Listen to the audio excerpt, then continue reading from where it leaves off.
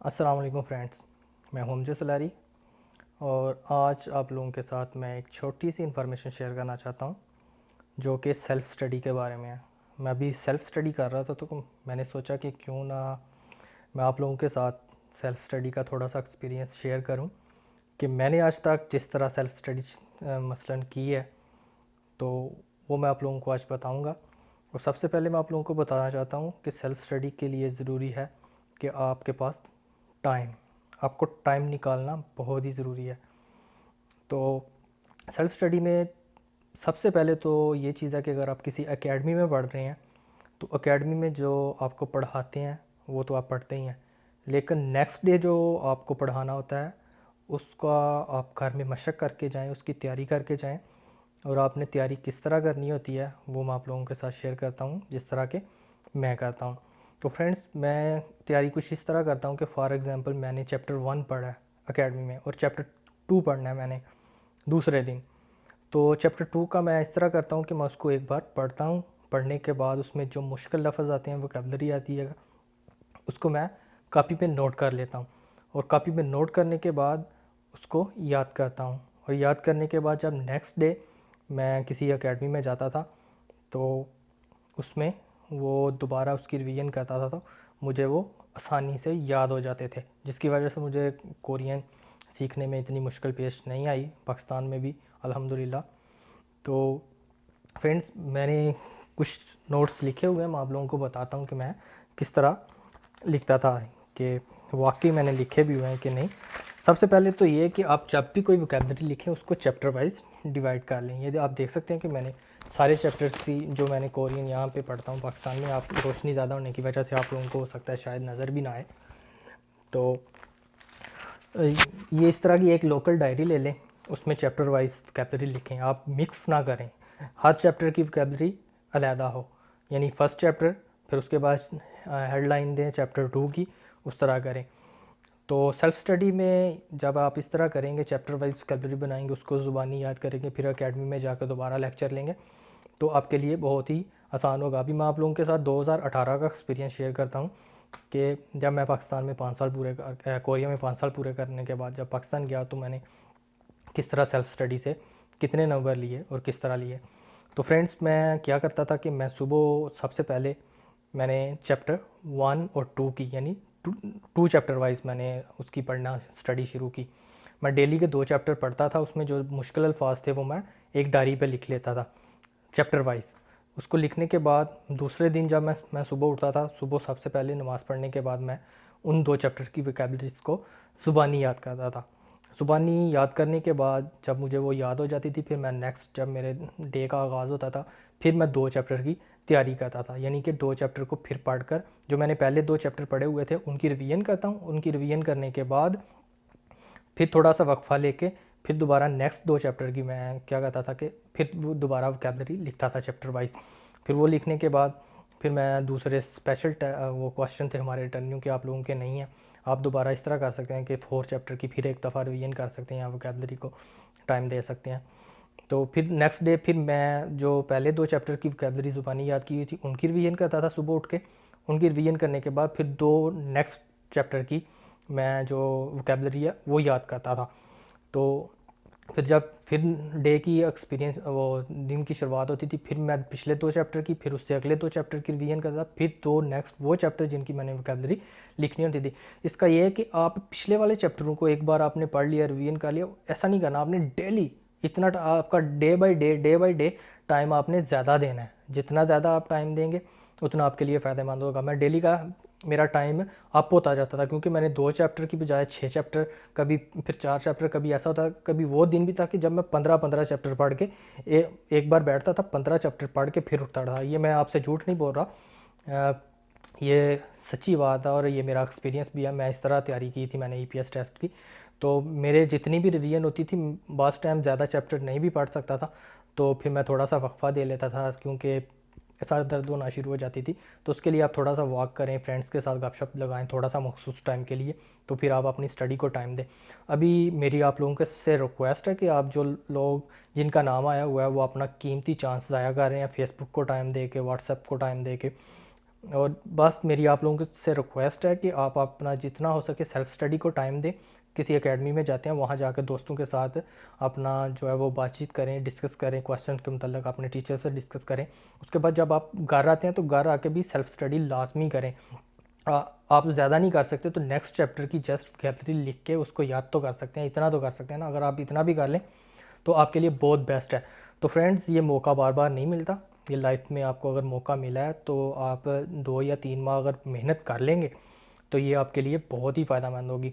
तो मैंने तो इस तरह तैयारी करके ईपीएस का टेस्ट पास किया था और अल्हम्दुलिल्लाह मैंने 190 नंबर भी लिए थे।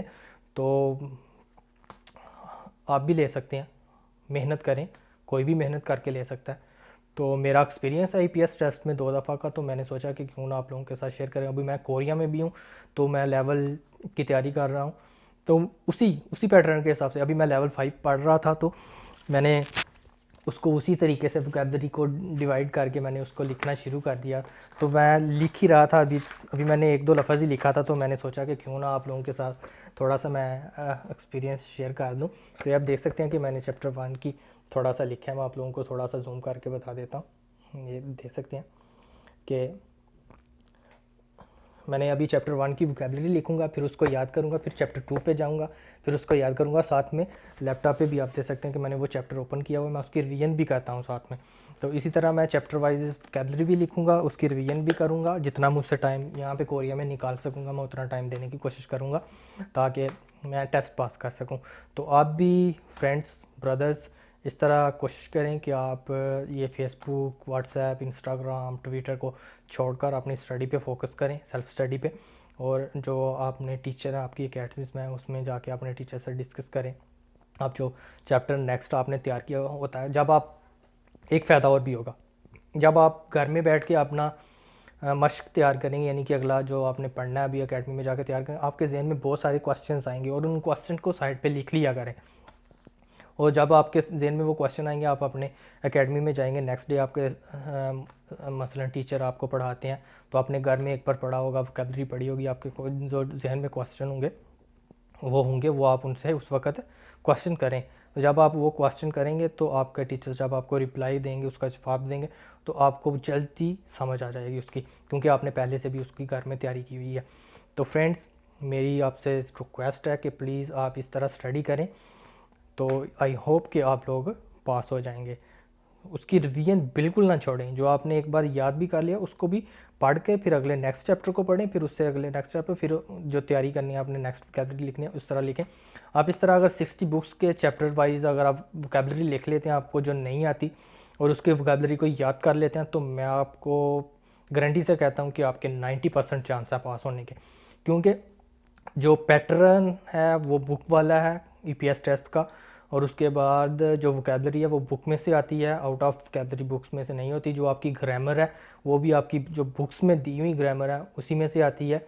तो ये हो सकता है कि क्वेश्चन को उन्होंने थोड़ा सा चेंज कर दिया होता है, नाम वगैरह चेंज कर दिया होते हैं, थोड़ा सा घुमा फिरा कर थोड़ा सा कर दिया होता है। बकाया वोकैबलरी जो होती है वो बुक्स में से ही यूज़ होती है। थोड़ी बहुत अगर बाहर से भी आ जाए तो उसका नो प्रॉब्लम। अगर आपने ये 60 चैप्टर्स की वोकैबलरी अगर आप आसानी से याद कर लें तो आपके लिए टेस्ट पास करना मुश्किल नहीं होगा। तो अगर आप फ़ी चैप्टर को मैंने जो वोकैबलरी लिखी थी वो तकरीबन मेरे ख्याल में मेरे जो हिसाब से जो मुझे बनी थी ना, वो तकरीबन हर चैप्टर के 30 या 35, किसी के 15, किसी के 5, किसी के 10। क्योंकि मेरा कोरिया में भी थोड़ा सा 5 साल का एक्सपीरियंस था, तो उस वजह से मुझे किसी चैप्टर में कम लिखनी पड़ी, किसी में ज़्यादा लिखनी पड़ी, तो किसी में बिल्कुल भी नहीं लिखनी पड़ी, इस तरह भी हुआ।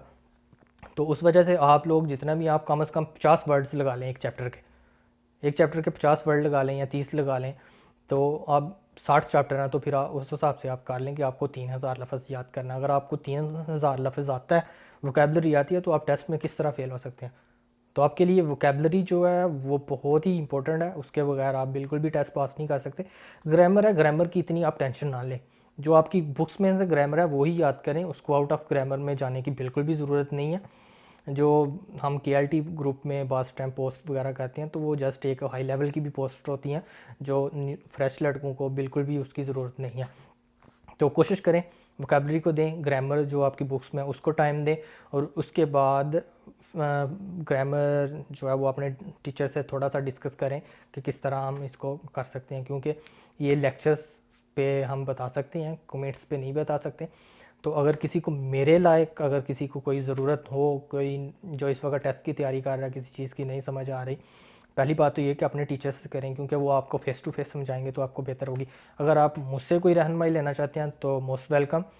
तो आप पीछे देख सकते हैं कि मैंने वाइट बोर्ड भी लगाया हुआ है। यहाँ पे मैं कोई स्टडी नहीं करवाता किसी को ऑनलाइन, कोई कुछ नहीं करवाता। अगर मुझसे कोई मेरा भाई कोई क्वेश्चन एक्सप्लेनेशन पूछता है, तो जिसकी हम एक्सप्लेनेशन मैसेज पे या कमेंट्स पे नहीं कर सकते, मैं उसको वीडियो कॉल करके यहाँ पे समझा देता हूँ।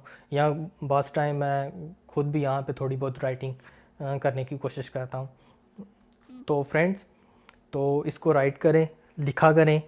तो ज़्यादा से ज़्यादा लिखने में जो आप करते हैं, मैं आप लोगों को दिखाता हूँ कि मैं लिखता भी हूँ कोरियन। ये देखें, आप देख सकते हैं मैंने इसको हेडलाइन किया हुआ है, लिखा हुआ है। मैं इस तरह के पेज मैंने लिखे हुए हैं कोरियन के। तो लिखने से ये होता है कि आपको जल्दी से जल्दी आपको जो है वो समझ आ जाती है। तो आप 2-3 डायरियाँ बनाएं, एक जो आपने घर में रफ मशक बनाई होती है चैप्टर वाइज वोकैबलरी की, फिर उसको नीट एंड क्लीन, एक जो एकेडमी में पढ़ते हैं उसकी अलहदा से डायरी रखें, जो घर में सेल्फ स्टडी करते हैं उसकी अलहदा से डायरी रखें। तो अगर आप इस तरह स्टडी करेंगे तो इंशाल्लाह आप अच्छे नंबरों से पास ही नहीं होंगे, आपको कोरियन ज़ुबान में अबूर भी हासिल होगा। वो ये कि आप अगर रट्टा सिस्टम से पढ़ के पास भी हो जाते हैं तो वो आपको कोई फ़ायदा नहीं है। अगर आप वोकैबलरी बनाते हैं तो आपको वोकैबलरी, जब आपके पास अपना नॉलेज होगा, आपको वोकैबलरी का पता होगा, तो आप टेस्ट इजीली पास कर सकते हैं। तो ये मेरा एक्सपीरियंस था छोटा सा, जो मैंने आप लोगों के साथ शेयर किया। तो मैं ईपीएस का जो 2 बार टेस्ट पास कर चुका हूँ, 2 बार का जो एक्सपीरियंस मेरे पास था वो आप लोगों के साथ शेयर किया। आई होप कि आप लोगों को पसंद आया होगा। तो प्लीज़ काइंडली रिक्वेस्ट है मेरी आपसे, क्योंकि आपका फ्यूचर का सवाल है। तो आप अगर अपने फ्यूचर को बेहतर करना चाहते हैं तो फेसबुक, इंस्टाग्राम, व्हाट्सएप को इसको छोड़ें, टिकटॉक को छोड़ें, और जिन भाइयों का नाम आया हुआ है वो बुक्स लें, सेल्फ स्टडी करें, और साथ में अपनी एकेडमी ज्वाइन करें। अगर अभी तो हालात ख़राब होने की वजह से एकेडमी नहीं भी ओपन हो रही, तो आप उतनी देर में सेल्फ स्टडी करें। आप किसी भी एकेडमी में जाने से पहले अगर आपने 5 या 10 या 12 चैप्टर की वोकैबलरी पढ़ के याद कर ली हुई है, तो आप जब किसी एकेडमी में जाएंगे तो आपको वो आप फिर ऐसा होगा कि जो आपके दिन ज़ाया हो रहे हैं, आप उसको टीचर को करें कि हमें दिन के 2-2, 3-3 चैप्टर पढ़ाएं। जहाँ तक आपने वोकैबलरी लिया वहाँ तक जल्दी से जल्दी फिनिश करें और नेक्स्ट चैप्टर्स की तैयारी करें। तो यूट्यूब पे भी बहुत सारे भाई हैं जिन्होंने उर्दू में ट्रांसलेट की हुई हैं बुक्स, उनके लेक्चर्स सुने, उनको देखें, उनको वॉच करें। तो सेल्फ स्टडी मस्ट है, चाहे आप किसी एकेडमी में पढ़ते हैं, चाहे जितना मर्जी। जब तक आप सेल्फ स्टडी नहीं करते, आप कोई भी टेस्ट पास नहीं कर सकते। तो self study is the most important. तो फ्रेंड्स, रिक्वेस्ट है, आपके फ्यूचर का सवाल है, तो फ्यूचर हर किसी को बनाना होता है, तो आप भी बनाएं, आपको मौका मिला। तो इसी के साथ मुझे दीजिएगा इजाज़त। अगर वीडियो पसंद आए, मेरी बातें अच्छी लगें, या कुछ मिले इसमें से कुछ भी ये वाकई ऐसा करना चाहिए, तो इसको शेयर करें ताकि दूसरे भाइयों को भी इसका जो है फ़ायदा हो। तो मेरी वीडियो को लाइक कर दें, कमेंट्स करें, अगर कोई क्वेश्चन पूछना है तो चैनल अमजद सलारी को सब्सक्राइब करें।